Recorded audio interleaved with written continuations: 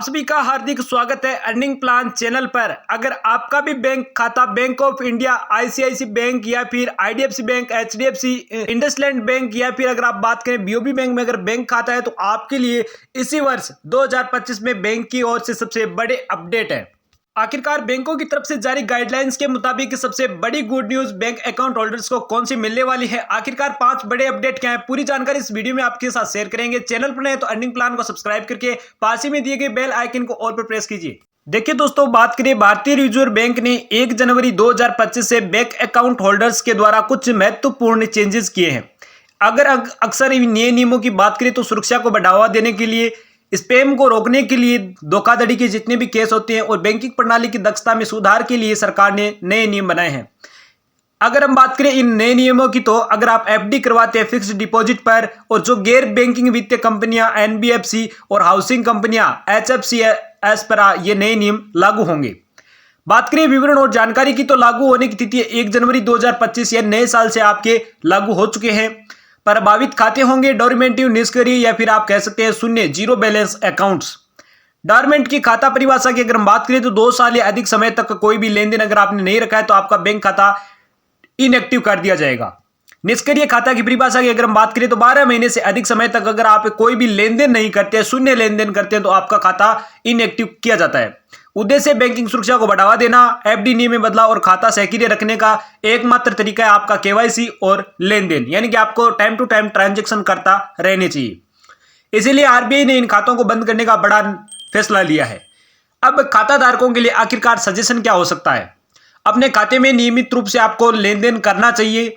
Bank से संपर्क करके खाते को सक्रिय करवाएं, वहां पर जाएं, डॉक्यूमेंट वगैरह अपलोड करें, केवाईसी करें अपने खाते की, ताकि आपका खाता सुचारू रूप से चालू रहे।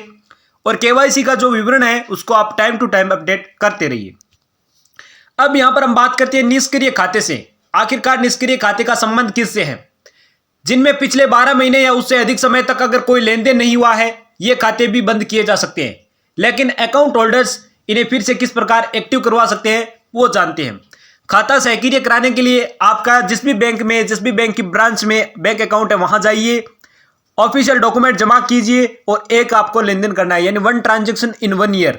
1 साल में आपका 1 ट्रांजेक्शन कम से कम रहना चाहिए अगर आप चाहते हैं आपका खाता सुचारू रूप से चालू रहे। लंबे समय तक शून्य बैलेंस वाले खाते जितने भी हैं वो बंद किए जा सकते हैं।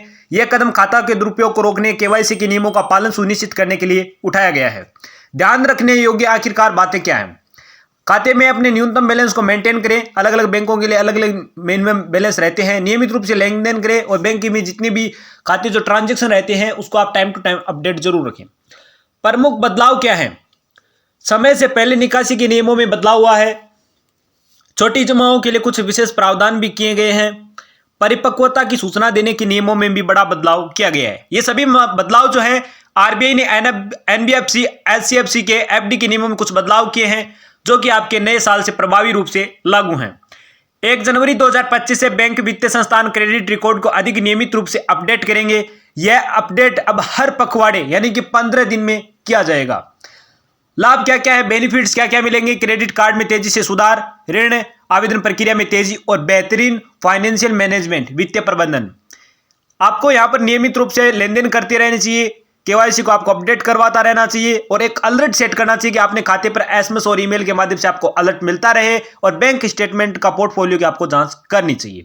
अगर आपको ये अपडेटेड वीडियो पसंद है तो वीडियो को लाइक शेयर जरूर करें। चैनल पर नए तो अर्निंग प्लान को सब्सक्राइब करके बेल आइकन को प्रेस कीजिए।